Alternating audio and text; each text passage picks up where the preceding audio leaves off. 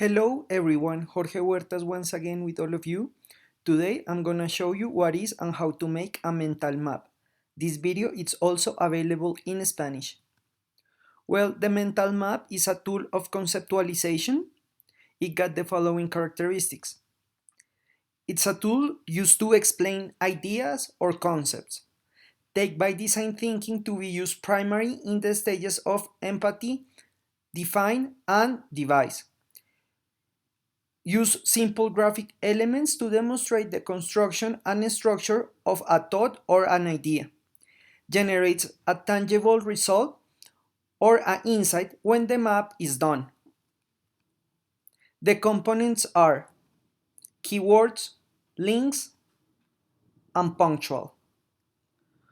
Okay, so when we are going to develop a mental map, we got a couple of elements that are very important. The keywords have to be exactly like that, keywords. Don't write a paragraph, don't write a whole sentence, just specific words that allow you to develop an idea or a concept. It's very important to choose a layout that can show all your idea or your thought. You got different possibilities. You can make something as a cycle. You can make left to right because that's the way that the eye usually read. Or can be focal. You can choose a point like this and with that start developing an idea. So you got different layouts. You have to choose one that can show your whole concept.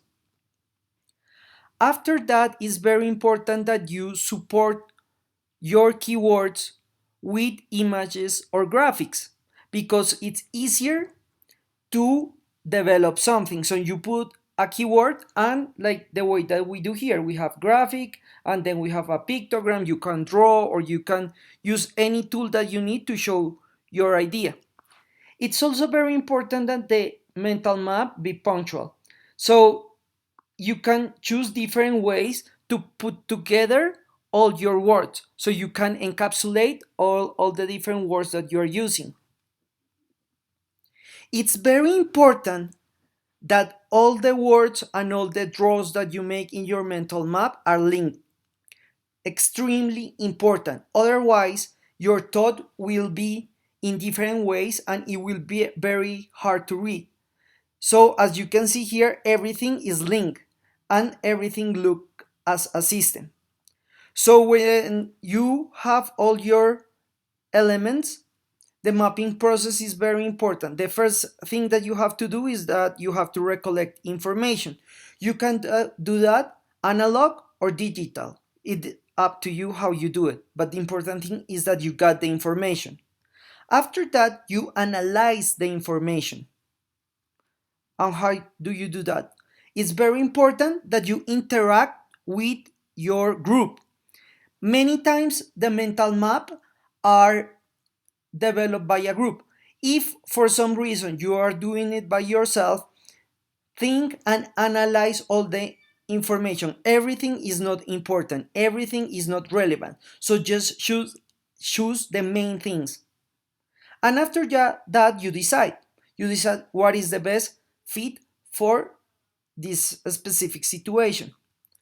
Finally, I suggest that you first make a sketch and after that you do the final draft. And when you do that, you have to execute and put everything together. A mental map is well done when people understand your idea. If people are confused, if people don't know what you're talking about, that means that your proposal is not good. So you have to get back, sketch, analyze everything again, and do it again until it's done.